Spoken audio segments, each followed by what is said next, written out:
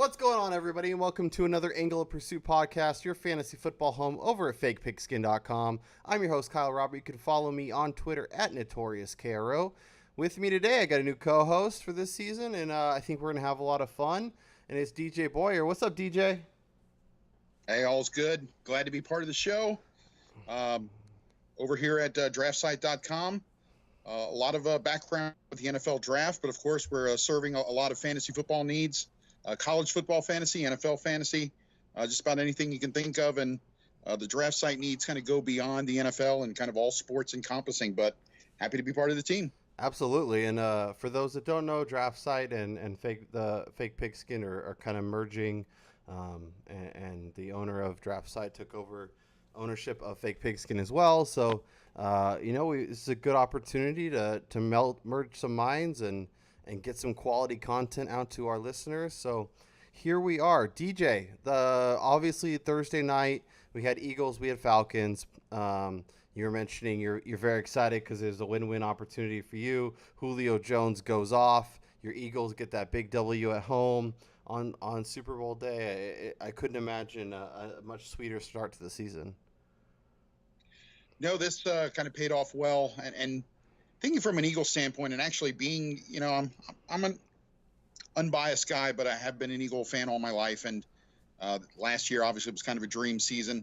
It kind of feels like this year, I still think they're going to be competitive. There's going to be some good fantasy plays on this team, but it does feel a little more like a dress rehearsal for 2019. Yeah. The health of Carson Wentz, some other people like Jay Ajayi and what they're going to do as far as at the long term at the wide receiver position. It kind of seems like a dress rehearsal, like they still want to be competitive, but 2019 is what they're building towards. So I think that's kind of the outlook for the Eagles this season, but that was a great first game. Came down to the wire. Ugly first half to watch, but I picked 6th overall in my draft and had Julio Jones. So this worked out perfectly. 10 for 169, one carry for 11 yards. So that's 18 points in many standard leagues. If you're in a PPR, you had 10 catches. As I was, 28 points is a good production for a number one wide receiver. I'll take it. Absolutely. And Julio is one of those guys that always doesn't seem to get his fair shake, but he is an incredible player when he's playing. And, I'm kind of with you on the Eagles in terms of this season. Like, I think they'll be competitive. I think they'll probably battle for a wild card spot, but I guess it just depends on how well it goes early. If they're off to a rip-roaring start, Foles gets into like 3-1, maybe they push Wentz to get back sooner. But all the signs point to him kind of taking his time to get back. Alshon taking his time to get back. So I'm kind of with you there. Now, the backfield was definitely frustrating for owners last night. A lot of people took Jay Ajayi early in their drafts. We saw a lot of Darren Sproles, not Corey Clement. I guess, what's your read on this situation? Was this kind of, to get Sproles back in action after missing most of last season? Or do you think it's going to be just kind of a mess all season where we're going to not really know and be more frustrated than anything with this backfield? Well, I think Jay Ajayi is going to be kind of that number one guy, but I think the Eagles are going to try to keep him in that 14 to 18 carry type of scenario. And it was 16. I believe it was 16 last night. And really, I think it's going to be more of a Corey Clement, Darren Sproles kind of for that number 2 kind of back spot. Who's going to be the third down back? If injury does pop up, Wendell Smallwood is there, who actually fits the offense very well. Yeah. But unfortunately, he's had some problems staying healthy and staying on the field. I think it's really going to come down to matchups. I think when there's when there's more of an opportunity for the Eagles, when they feel they can get the Sproles into space and take advantage of maybe some weaker lineup matchups, we'll probably see a little bit heavier on Darren Sproles, where it's a little more of a workload, maybe a little more inside running. I think we'll see a little more of Clement. So unfortunately, until the dust settles, I think that number 2 spot is going to be a little bit murky for the Eagles. And Ajayi not getting a lot of carries, but if he continues to get the touchdowns like last night, he should still be a good number 2 running back option in many leagues. Yeah, I think he feels like when Lamar Miller was in Miami, where we all wanted him to have more carries, but it never really came to fruition. But, he's actually he might be better under that workload. And, with his knee issues, it might be smarter for the Eagles to kind of limit him to closer to 15 touches as opposed to 20 or 25. Speaking of guys who are used to seeing heavy workloads, let's talk some Lev Bell. Obviously, a high draft pick in many leagues, top 2 or 3 in almost every single league, is still holding out. Now they're starting to get a little contentious down in Pitt. James Conner is there. So I guess let's start with the Le'Veon Bell side. If you're a Le'Veon Bell owner, what are you doing? Obviously, you're frustrated, but are you trading for James Conner? Are you trading away Le'Veon Bell because you don't want to deal with this all year? Kind of what's your read on the situation? I think it is going to get a little bit ugly. I think Bell will probably be back in the fold, but I would say it's you're looking at least 2 to 3 weeks where I see Connor kind of being that main kind of breadwinner, Mm-hmm. and I think it's a very good mix in Pittsburgh, where Bell obviously gets a lot of carries, but he's so active in the passing game as well. I think we'll see that out of James Conner, but he's not nearly the runner or the pass receiver that you're going to see in someone like Le'Veon Bell. Fortunately, Pittsburgh has always done a good job at kind of setting themselves up near the goal lines, kind of those short situations. Yeah. So I think Pittsburgh, actually, if you look at it over the last 10 years, Pittsburgh is actually third in the NFL with carries inside the 10-yard line. So I think those opportunities are still going to be there for touchdowns. As far as those big games, those 100-yard games, or games where we're seeing Le'Veon get 6, 7, 8 receptions, I don't see the same type of output there right now. It's very murky. If anyone, I really think this is going to be a Juju Smith-Schuster year. Yeah. If I look for anyone from the Pittsburgh team to have a breakout year, things are just kind of lining up that he can be very, very productive. We could be looking at about a 1,200-yard a season, maybe 8 touchdowns out of Juju Schuster-Smith. Yeah, it really depends on how soon Lev Bell can get back. I'm kind of with you. Like 2 to 3 weeks seems about right. If you're in deeper leagues and you need a PPR option, I think Jalen Samuels could make a lot of sense as kind of that pass catching role. Maybe he won't get a ton of carries, but 5 for 50, maybe it's in the end zone. I think that could make a lot of sense. Obviously, Vance McDonald is already banged up, so I think that makes more room for Juju to have a productive season. And he came on really strong last year, and I'm kind of wishing I had gotten a little more exposure to him this season because it looks like there's going to be a lot of opportunities. And if Bell isn't there and it takes a while to get back, that means a lot more throwing for Big Ben and a lot more targets for his pass catcher. So I'm kind of with you. If you're a Bell owner and you don't own James Conner, is that a guy you're trying to trade for and maybe giving up a little more than you'd like just because you want to lock down that backfield? And or are you saying, okay, I'm happy with my running backs, or I'm trusting that I can find somebody else on the waiver wire to kind of fill those snaps?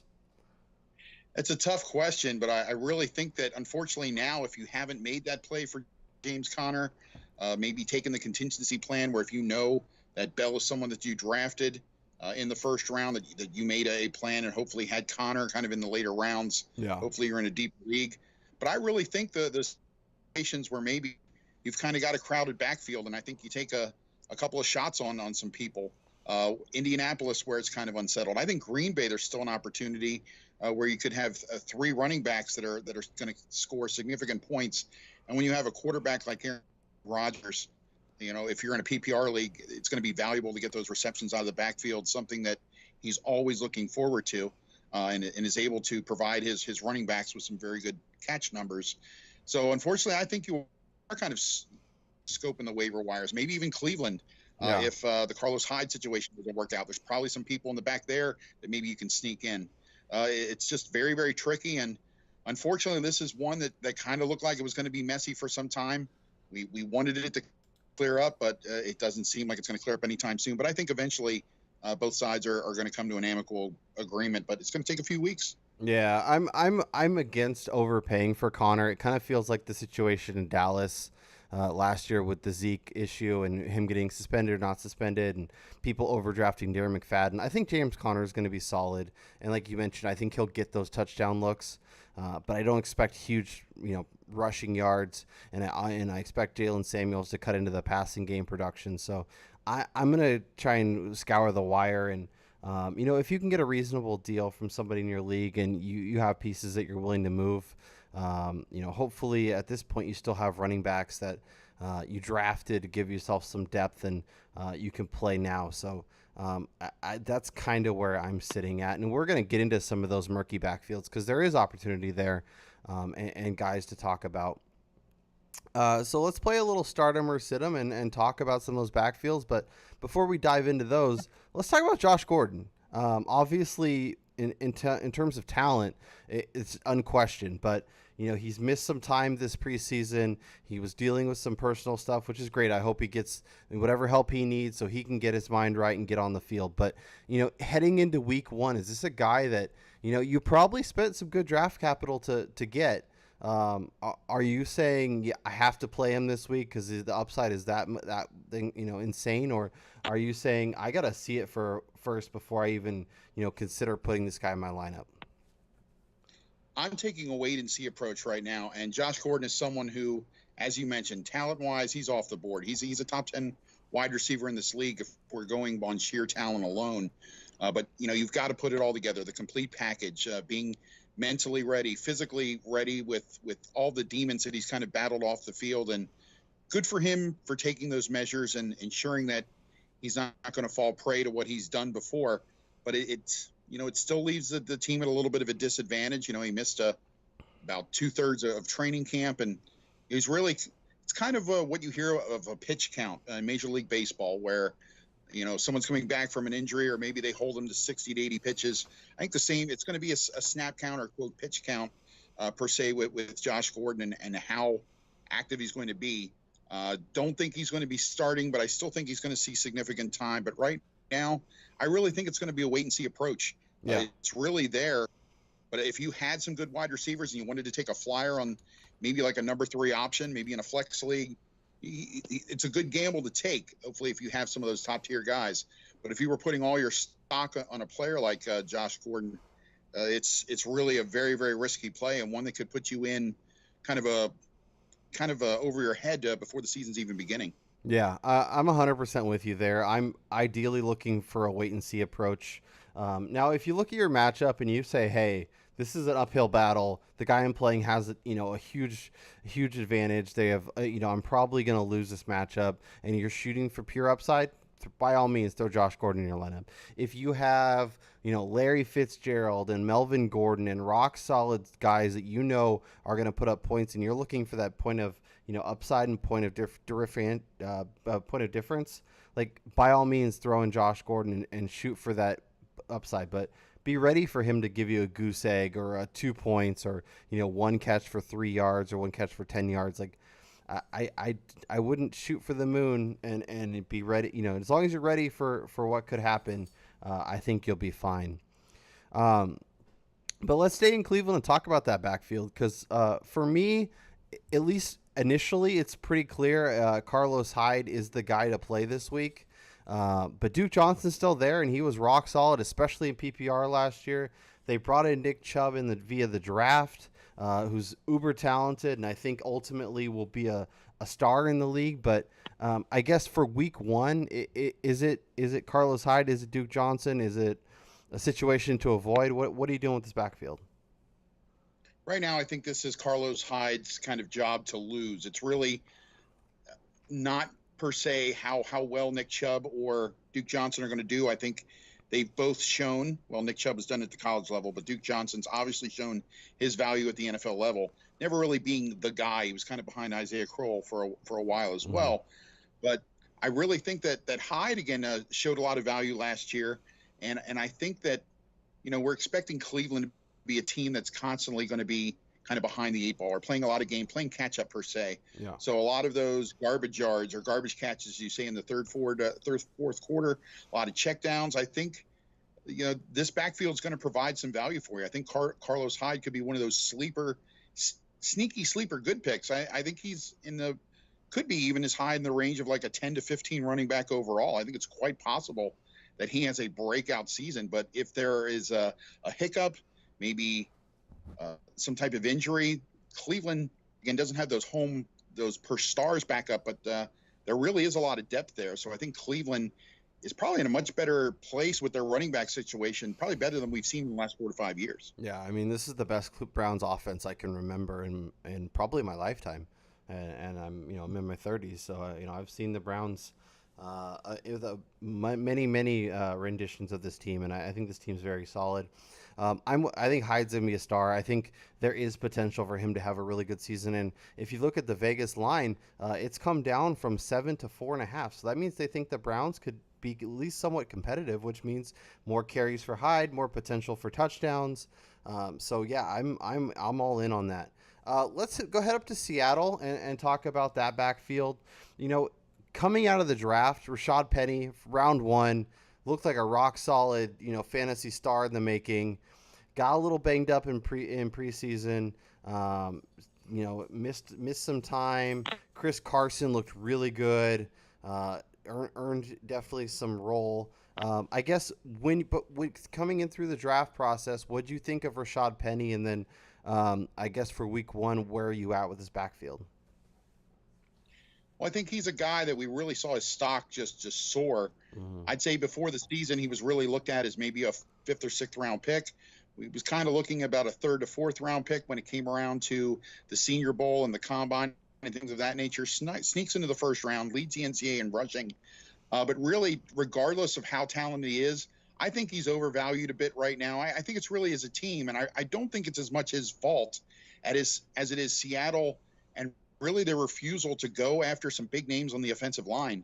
You go ever since the trade for Jimmy Graham and giving up Max Unger, that was just a huge loss for that team. And for me, it's one they've scrambled for and they've never really recovered. Yeah. So as good as they've been in the preseason, it seems like we've seen this before. I am just not sold on this backfield at all. On the flip side, I think that the Russell Wilson fans really got to be careful. And I'm a person that is Russell Wilson this year. But the fact that he's just such a big portion of that offense and such a high percentage that you're hoping that it's really not going to break down and that there's going to be a little more help in the backfield. But this is a team that really needed offensive line help, and they didn't go there until day 3. They took one lineman and Jamarco Jones out of Ohio State. It just seems like they continually miss this in the draft, and they're not really making the commitment in free agency. So until that offensive line is settled and I see some more stability, I'm keeping away from Seattle with a 10-foot pole if it's anyone not named Doug Baldwin or Russell Wilson. Yeah, that's kind of where I am, and at least initially. Jamarco Jones and Dwayne Brown help, but yeah, I'm with you. This is a team that really needs to address offensive line, and they're being really stubborn, and they have a stud quarterback back there who I think sometimes teams can get. We have Russell Wilson, so we don't need to really worry about that. He'll figure it out. Russ will be fine. Let's address. So I think this is a time where Seattle could be really bad this year, and then maybe they bottom out, and maybe they end up finding a way to get one of those top 10-ish picks and grab a tackle or maybe help at guard and improve that offensive line. But yeah, I'm with you. They've definitely been stubborn. I am getting Rashad Penny where I can because I do think as the season goes along, he'll become a guy that you'll want to start most weeks, and I'm excited about his future, especially in Dynasty. I own a lot of him, and hopefully they start fixing that offensive line a little bit and getting it going in the right direction. But yeah, for week one, I think I'm just avoiding this, especially against Denver. And that sick pass rush, that really good defense, and I think it could be a long day for the Seattle offense. Let's head to Indiana. Go ahead. I was just going to say real quick, if anybody out there saw on draftsite.com, if you're a Seattle fan listening to this, I hope I'm wrong, but we're actually picking the Seahawks to be in the basement. And I think that Pete Carroll could actually be gone before the end of the season. I think if there's turmoil on any team or some kind of big domestic turmoil where we really see a lot of turnover, I think it's going to be in Seattle, unfortunately. Again, Seahawk fans, I hope I'm wrong, but not seeing good things for the Seahawks in the immediate future. Yeah, no, they're definitely heading in an interesting direction. Their secondary, that was the Legion of Boom, has completely exploded. 90% of that roster from the Super Bowl run is gone. It's pretty much just Russell Wilson, Doug Baldwin, and that's it. But yeah, I don't think that's that crazy, and I wouldn't be surprised if Carroll's gone. It's hard to see it in season, but if things are contentious and people are frustrated, and I could definitely see Pete Carroll weighing on a lot of players and him being asked to go. Let's head to Indy and talk about that Colts backfield because Marlon Mack right now is a game time decision.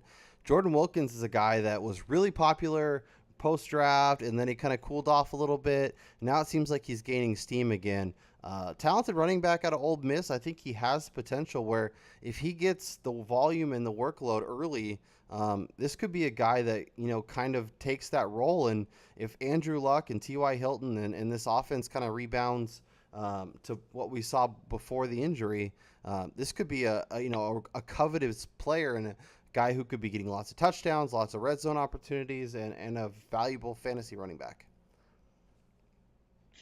He's someone that I really, as long as I think he kind of takes those carries or when the short yardage is available to him. The only knock really I think on a player like Jordan Wilkins kind of coming out seems to be a little like Thomas Jones years ago when he came out. Just seemed to be a lot more east-west than north-south. He's looking for the home run a little too much, but if you're in a league that's actually going to reward for length of touchdown and you're looking for someone who could break off some really big runs, I would not be surprised if this guy rips off about 350-plus runs in maybe the first 8 or 9 weeks. Yeah. He's really got that second gear, and he's got the ability to take it to the house. But, sometimes at the NFL level, you gotta take the 3-4 yard gains and not always look for the 20 to 25 yarder. So that's really the only thing there. But he's definitely a dynamic player.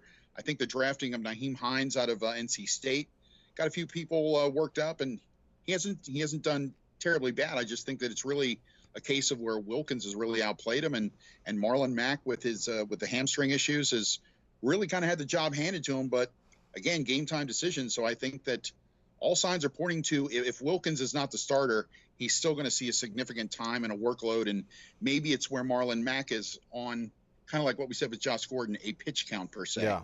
Yeah, they get him in, they get him some work, but they give Wilkins chances to hit that home run and do some exciting things. All right, well, let's head and give a little preview of the waiver wire. Obviously, before the season starts, we want to get in on some names that could be the guys that are headlining the waiver wire, could be guys that you are trying to pick up. And if you have flexibility, if you have room on that back of your bench, these are good names to pick up. But I want to start down in New Orleans with Cam Meredith. This is a guy I drafted a lot of this season. I think there's a lot of potential for him to, assuming he could be healthy, be the number 2 pass catcher in this offense. Obviously, Kamara will get his work. Obviously, Michael Thomas is going to be a fantasy stud. But I think Cam Meredith, especially in PPR, could be a nice value play, get you a lot of catches, maybe a few touchdowns. Drew Brees has traditionally been a guy who likes to spread it around and move the ball. So I think he could be a guy that if you're looking for a name to target, you need a little receiver help. He could be a great ad. Could not agree more with what you said about that assessment of Drew Brees and spreading the ball around. He is one of the best quarterbacks at taking those checkdowns or spreading the ball around, good at making those second and third reads. He's even a number 1 guy like a Michael Thomas is going to be. If it's not there, he's not going to force it. Drew Brees is not a quarterback that's going to throw into double coverage or make a risky play and risk a turnover. So I think because of that and the attention he will draw, I think Meredith is going to be a fantastic option, and I think he's going to get a lot of work. Maybe even some more touchdowns than what people kind of realize. So I think that Thomas is going to be the number 1 guy, but this is a great guy to have, especially in some of those deeper leagues, and you're looking for kind of a steal, someone else to take some balls away from a quarterback who just consistently is throwing for 4,000 yards and about 30 touchdowns a year. Yeah. Anytime you can get a Drew Brees pass catcher, you're going to be in a good place. Let's talk about the Niners. Obviously, the Jerick McKinnon injury threw a huge wrench into their plans and a lot of fantasy owner plans. Alfred Morris is there, and people are kind of clamoring to him, and it's probably going to be him. But then Kyle Shanahan says maybe it's Matt Breida, and Matt Breida is only owned in about half of Yahoo leagues. And if you're looking for a guy that could be interesting, a guy that could catch a lot of balls out of the backfield, and be involved in this offense, I think Matt Breida is a guy that I'm adding now, even if you don't play him in week 1, because that Vikings matchup is insane, and I'm probably not playing any Niners if I can avoid it. But I think I'm adding Breida. I think I'm stashing him on my bench and kind of seeing how the first couple weeks go. Yeah, I think what's interesting about him, we could see him as more of a 3-down back because he's not a big guy. And it's kind of interesting, him and McKinnon both going to Georgia Southern. I never thought I'd see the day where two Georgia Southern guys were in the same backfield. Yeah. But at the same time, for someone his size, pound for pound, he's one of the best blocking running backs I've seen. Hmm. And I think because of that scheme and allowing some of those kind of like free throw screens or quick bubble screens and passes to the tight ends, there's going to be some exposure on the backside or coming at the quarterback where the running backs really have to block. And I think because of his blocking, I think Breida is going to be on the field an awful lot. Even if McKinnon was healthy, I think that he's really more the viable option. And because of his blocking, he's going to be on the field. And I think because of that, he's going to get some more catches. He's going to get some more runs, some draw plays, things of that nature, where I think he's going to get some yards and chunks. And I think he's an excellent play. He's someone I would highly recommend. And as you said, he's just gone unowned in far too many leagues at this point. Yeah, I mean, this is a guy that I was trying to get even when Jerick McKinnon was there because I thought he could be valuable. And the blocking is a great thing because that's you have a young quarterback who is the franchise, so you're going to want to protect him. You want Kyle Shanahan's going to want to be able to know he can trust and guys in 2-minute situations, in end of game situations, and or down situations. All of a sudden, Breida's in chunk, going down the field. I think that's a great call, and I think definitely a guy that I want to add. The next guy on our list, Kenneth Dixon. This is a guy I loved coming out of Louisiana Tech. I saw him at the Senior Bowl. I was a huge fan. I thought he could be a valuable player for sure. Between injuries and suspensions, it's definitely been a slow start to his career. But you wanted to throw him on here. So talk to me about your Kenneth Dixon excitement and expectations there. Another guy that I really loved, and he's someone that we had pegged for Baltimore, was kind of I would say no secret that Baltimore was really high on him and thought that he was someone that they could take a little bit later and eventually turn the reins of the offense over for.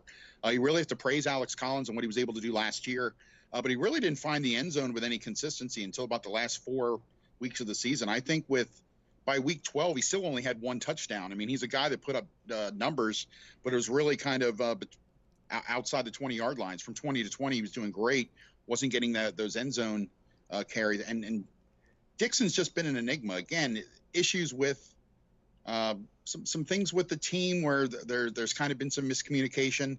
I think there's also obviously the PED hit kind of put him back a little bit, and some injuries that he just seemed to just run into some bad luck. And hoping that this is the year where he really turns around, because it's really a make or break year for him. I think if there's another year of frustration or doubt, it's a guy that unfortunately could be on the outside of this league looking in, or as a free agent where they kind of let go. So I think he's a guy who's kind of singing for a supper per se. And I think that going to see some big things here, to the point where maybe I can see maybe even an even kind of carry split with Alex Collins. But I think he's got more of a penchant or a nose for the end zone. And I think because of that, he's going to be a little more valuable, probably the most valuable back for the Ravens of the three, because Buck Allen's still going to get a look because of his pass catching ability. Yeah. I'm a big Alex Collins guy. I've got him in a lot of places, and I think he kind of earned that gig. But like, if Kenneth Dixon takes it over, I wouldn't be surprised. The talent is definitely not the question. It's just everything else. Man, he's definitely a great name to have on your bench, because if you need running backs, and as the season trucks along, injuries occur, all this stuff, and opportunity pops, all of a sudden he takes it. You could have a really talented guy running toting the rock.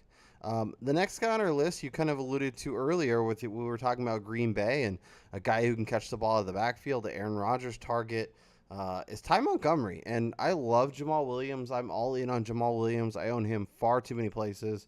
Obviously, Aaron Jones is going to miss the first 2 games to be back. But if you want to trust one of these guys to be kind of the pass catcher out of the backfield, line up in unique spots, do a few different things, Montgomery is definitely that guy, and I think could be a name, especially in PPR leagues, that even if he's not quote unquote the starter, could be very valuable in those kind of formats.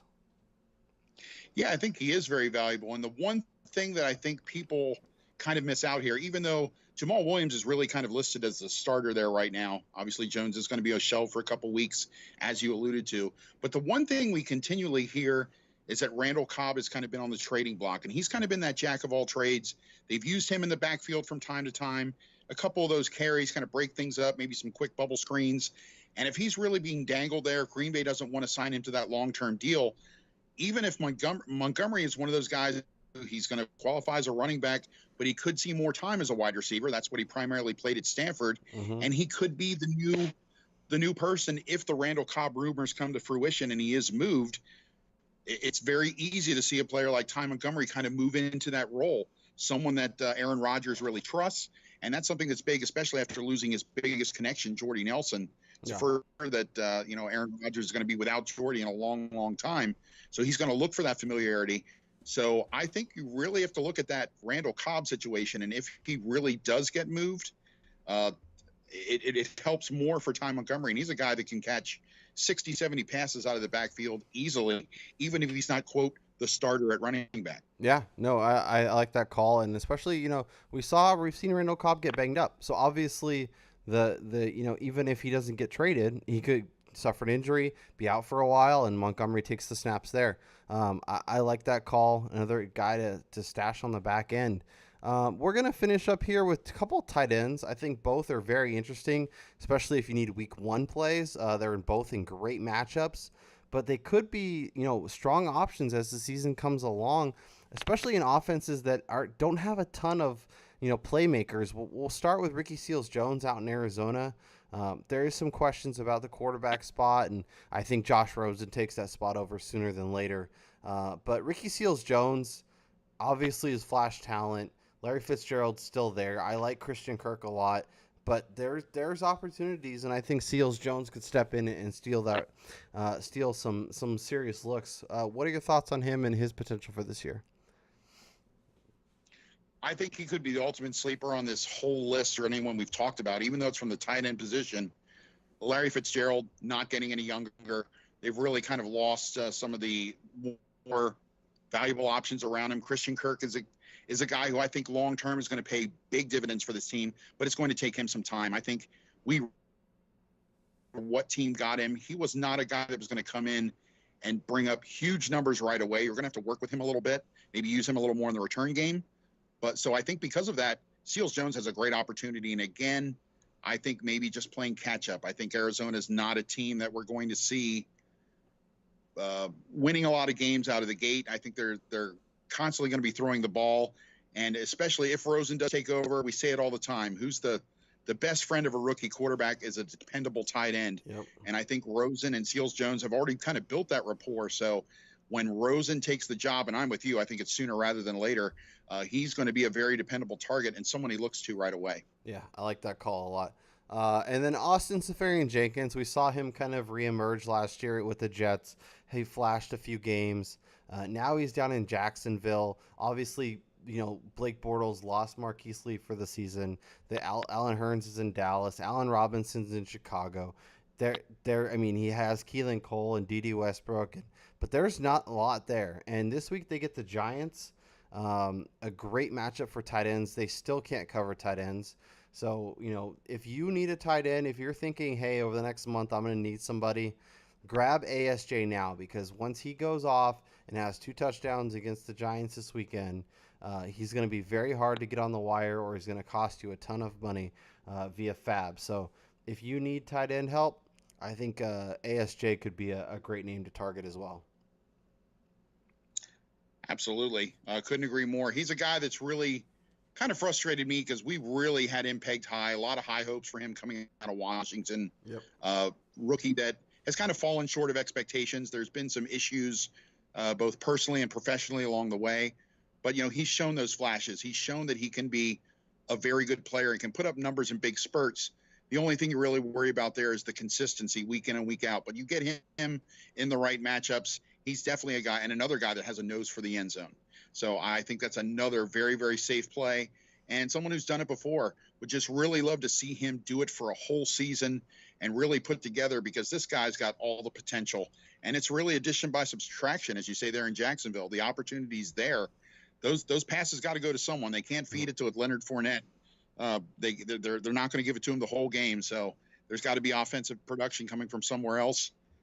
He's just as likely and as good as the other players on offense. They're catching the ball. Totally agree. Awesome, DJ. This was a lot of fun. Good to catch up. Good to talk some fantasy and some reality and everything in between. We will be here each and every Tuesday night, Wednesday morning on your podcast apps to give you some waiver wire names, to recap the weekend, to give you some stuff to look forward to, all that good stuff. So for DJ Boyer, I'm Kyle Robert. Make sure you check out his work over on draftsite.com. Check out my work on fakepigskin.com. And we'll talk to you guys down the road.